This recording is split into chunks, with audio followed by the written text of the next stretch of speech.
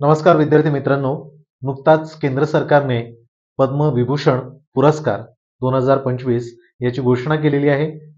किती पुरस्काराचे मानकरी आहेत ते आपण या व्हिडिओमध्ये पाहणार आहोत आणि त्यांचं कोणत्या क्षेत्रामधलं योगदान बघून केंद्र सरकारने त्यांना पद्मविभूषण हा पुरस्कार दिला गेला आहे. त्याचबरोबर मरणोत्तर किती आहेत आणि ते कोणत्या राज्याशी संबंधित आहेत आणि कोणत्या देशाशी संबंधित आहेत ते या आपण व्हिडिओमध्ये पाहणार आहोत. त्यामुळे व्हिडिओ शेवटपर्यंत पाहिलात तर फायदा तुमचाच होणार आहे, कारण असे प्रश्न बऱ्याच स्पर्धा परीक्षांमध्ये आपल्याला विचारले जातात.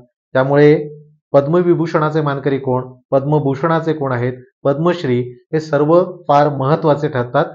तर त्यासाठीचा हा उपयुक्त व्हिडिओ तुमच्यासाठी आहे. सुरुवात करूया. पद्मविभूषण पुरस्कार 2025 यावर्षी कोणाकोणाला मिळालेले आहेत पद्मविभूषण पुरस्काराचे मानकरी तुम्हाला इथे दिसत आहेत. श्रीमती कुमुदिनी रजनीकांत लखिया कोणत्या क्षेत्रामध्ये यांना मिळालेलं आहे तर कला क्षेत्र. या कला क्षेत्रामध्ये यांचं योगदान पाहून त्यांना केंद्र सरकारने पद्मविभूषण दिलेलं आहे. गुजरात राज्याशी त्यांचा संबंध आहे. गुजरात कधी कधी आपल्याला विचारलं जातं की ते कोणत्या राज्याशी संबंधित आहेत. त्यानंतर आहेत न्यायमूर्ती निवृत्त श्री जगदीश सिंह खेहर. कोणत्या श्रेणीमध्ये तर सार्वजनिक व्यवहार आणि राज्य कोणतं आहे तर चंदीगड. लक्षात ठेवा, खेर हे चंदीगडशी निगडित आहे. श्री दुव्वर नागेश्वर रेड्डी कशाच्या बाबतीत त्यांना मिळालेलं आहे तर औषधाच्या बाबतीत. आणि कोणत्या राज्याशी संबंध आहे तर तेलंगणा या राज्याशी यांचा संबंध आहे. त्यानंतर आहे श्री लक्ष्मी नारायण सुब्रमण्यम. कोणत्या तर कलेच्या क्षेत्रातलं आहे आणि कोणत्या राज्याशी आहे तर कर्नाटक. इथे तुम्हाला दिसता येत आहे कोणतं आहे बरं वाद्य, व्हायोलिन. तर हेही लक्षात ठेवा. कला म्हटलं तर कोणते कलेशी निगडित आहे हेही महत्वाचं आहे. ओके, तुम्ही मला कमेंट्स मध्ये सांगायचं आहे की कुमुदिनी रजनीकांत लखिया जर कलेशी निगडित आहेत तर मग ते कोणत्या कलेशी आहेत. श्री एम टी वासुदेवन नायर मरणोत्तर यांना पुरस्कार देण्यात आलेला आहे साहित्य आणि शिक्षण या क्षेत्रामध्ये. आणि कोणत्या राज्याशी संबंध आहे तर केरळ. त्यानंतर आहेत श्री ओ सामू सुझुकी मरणोत्तर. माझ्या मते हे महत्वाचे ठरतात, कारण व्यापार आणि उद्योग या क्षेत्रामधलं त्यांचं योगदान आणि ते कोणत्या देशाशी आहेत निगडीत तर जपान. तर हे विचारलं जाईल. मला असं वाटतं की येत्या परीक्षांमध्ये हे विचारलं जाईल, त्यामुळे अत्यंत महत्वाचे ठरतायत. Okay, ओसामो Suzuki. त्यानंतर श्रीमती शारदा सिन्हा यांना मरणोत्तर देण्यात आलेलं आहे. कला यांच्याशी निगडित आहे आणि बिहार या राज्याशी यांचा संबंध आहे. तर यावर्षी जे 7 पुरस्कार देण्यात आलेले आहेत, बरोबर की नाही, इथे तुम्हाला दिसत आहेत किती झाले बरं. हे 1, हे 2, त्यानंतर 3, त्यानंतर 4, बरोबर आहे, 5, 6 आणि किती बरं 7. तर एकंदरीत किती जणांना देण्यात आलेला आहे तर 7 जणांना यावर्षी हा पद्मविभूषण पुरस्कार देण्यात आलेला आहे. पैकी जर तुम्ही पाहिलं तर यापैकी किती आहेत तर 1, 2 आणि 3 यांना मरणोत्तर देण्यात आलेलं आहे. आलं का लक्षात. त्यामुळे लक्षात ठेवा, जर आपण बघितलं पद्मविभूषण तर पद्मविभूषण 2025 हा किती जणांना 7 जणांना देण्यात आलेला आहे. म्हणजे 7 जण हे पुरस्काराचे मानकरी आहेत. पैकी 3 जे आहेत 3 हे मरणोत्तर यांना देण्यात आलेलं आहे मृत्यूनंतर. तर हेही लक्षात ठेवा आणि ते त्यांची नावही लक्षात ठेवा. शारदा सिन्हा, वासुदेवन नायर आणि ओसामू सुझुकी हे 3 असे आहेत ज्यांना मरणोत्तर देण्यात आलेलं आहे.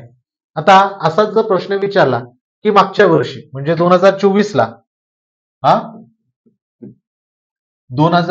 ला पद्मविभूषण जे आहे,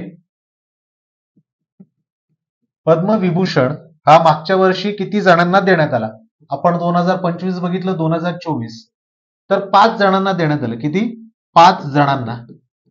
हे लक्षात ठेवा. 5 जणांना मागच्या वर्षी 2024 ला देण्यात आला. फक्त एकच व्यक्ती ही मरणोत्तर होती. किती? पैकी एक व्यक्ती म्हणजे एक हे काय होतं? मरणोत्तर. हेही लक्षात ठेवा. आता आपण ते पाहूया कोणते कोणते.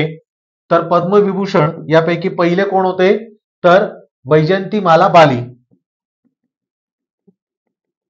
वैजयंतीमाला बाली.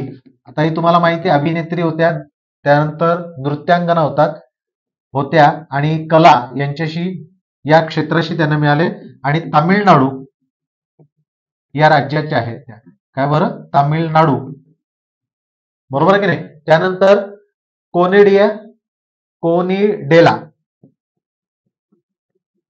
कोनिडेला काय बरं? चिरंजीवी.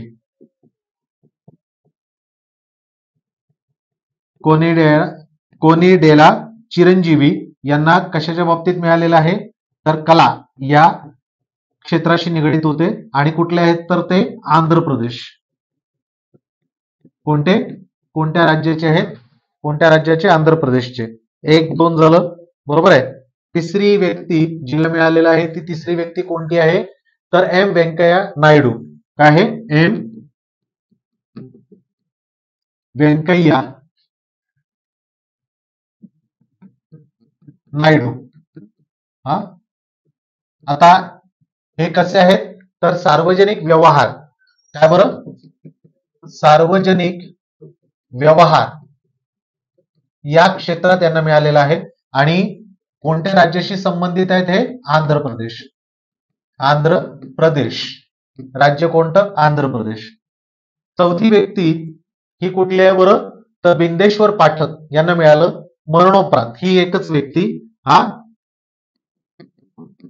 बिंदेश्वर पाठक यांना मरणोपरांत आहे. मरणोत्तर. आलं लक्षात? आणि यांचा संबंध काय? समाजकार्य याच्याशी निगडित आहेत आणि बिहार राज्याचे समाजकार्य.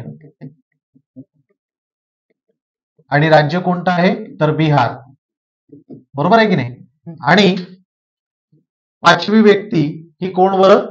तर पद्मा सुब्रमण्यम. काय बरं? पद्मा सुब्रमण्यम. आला का लक्षात? यांचा संबंध कशाशी आहे? कला. हे तामिळनाडूचे. कला आणि राज्य कोणतं आहे? तर तामिळनाडू. आलं का लक्षात? तर मागच्या वर्षी किती जणांना? वैजयंतीमाला बाली कला तामिळनाडू, कोनिडेला चिरंजीवी कला आंध्र प्रदेश, त्यानंतर एम व्यंकय्या नायडू सार्वजनिक व्यवहार आंध्र प्रदेश, बिंदेश्वर पाठक मरणोत्तर समाजकार्य बिहार आणि पद्मा सुब्रमण्यम कला तामिळनाडू हे मागच्या वर्षीचे काय आहेत बरं? पुरस्कार प्राप्त करते आहेत. तर अत्यंत महत्वाचा असा हा व्हिडिओ आहे. मागच्या वर्षी कोणाला मिळालं, या वर्षी कोणाला मिळालं, मरणोपरांत आणखीनही काही बरीच माहिती तुम्हाला द्यायची आहे. तुर्तास या व्हिडिओमध्ये मी तुम्हाला या वर्षी पद्मविभूषण याचे मानकरी कोण आहेत आणि मरणोत्तर कोण आहेत हेही सुद्धा महत्वाचे ठरतात, कारण बरेच वेळेला प्रश्न अशा विविध अंगाने आपल्याला विचारले जातात. म्हणून हा व्हिडिओ अत्यंत महत्वाचा आहे. पुन्हा एका नव्या व्हिडिओमध्ये भेटू. जय हिंद.